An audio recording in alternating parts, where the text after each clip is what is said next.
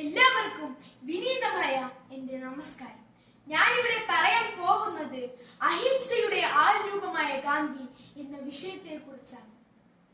156 വർഷം മുമ്പ് 1869 ഒക്ടോബർ 2 ഗുജറാത്തിലെ പോർബന്ദറിൽ പിറന്ന മോഹൻദാസ് കരംചന്ദ് ഗാന്ധി എന്ന മഹാത്മജിയുടെ ഓർമ്മ ഇന്ത്യ എന്ന ഉപഭൂഖണ്ഡത്തെ മാത്രമല്ല ലോകത്തിലെ സമാധാന കാംക്ഷികളായ സഹോദരങ്ങളുടെ എല്ലാം ഹൃദയങ്ങളെ ത്രസിപ്പിക്കുന്നുണ്ട്. കൂട്ടുകാരെ, ഒക്ടോബർ 2 ഗാന്ധി ജയന്തി, മഹാത്മാഗാന്ധിയുടെ ജന്മദിനം. ലോക മനസ്സിൽ സത്യത്തിന്റെയും അഹിംസയുടെയും ആൾരൂപമായി ഗാന്ധിജി ഇന്ന് വീണ്ടും ഉയർക്കുകയാണ്. ജനകോടികളുടെ മനസ്സിൽ ഗാന്ധിസം എന്ന സമാധാന സന്ദേശമായി.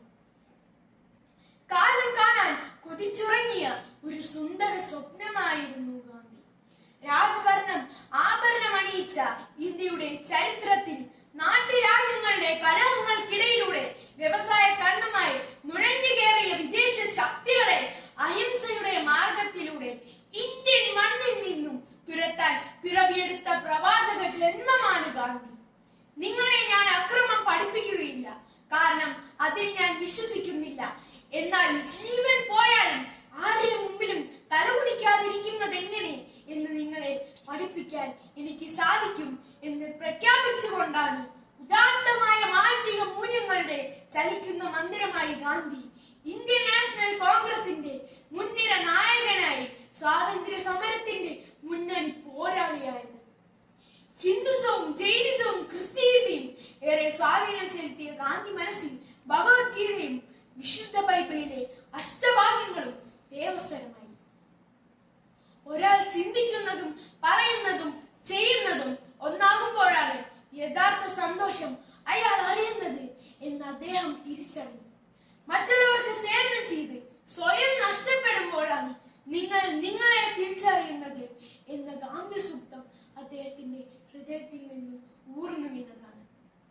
ഭാരതത്തിന്റെ ഭാവവും രാഗവും താളവും തന്റെ ഉപവാസത്തിലും പ്രാർത്ഥനയിലും സത്യാഗ്രഹത്തിലും വെളിപ്പെടുത്തിയ ഗാന്ധിജിക്ക് ധാരാളം ശിഷ്യഗണങ്ങളുണ്ടായി.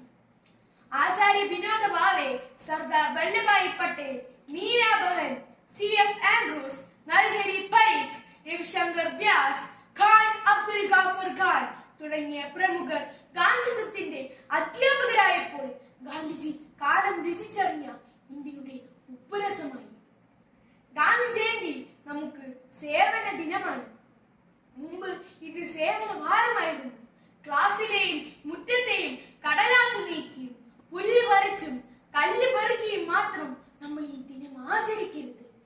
ഭാരതത്തിന്റെ സാമൂഹിക വളർച്ചയുടെ വഴിയിൽ തടസ്സമായി കിടക്കുന്ന എല്ലാ ചിത്രവാസനകളുടെയും മാലിന്യങ്ങൾ തൂത്തെറിയാൻ നമുക്ക് കഴിയണം. ഇന്ത്യ സ്വാതന്ത്ര്യ വഴിയിലൂടെ നടക്കട്ടെ.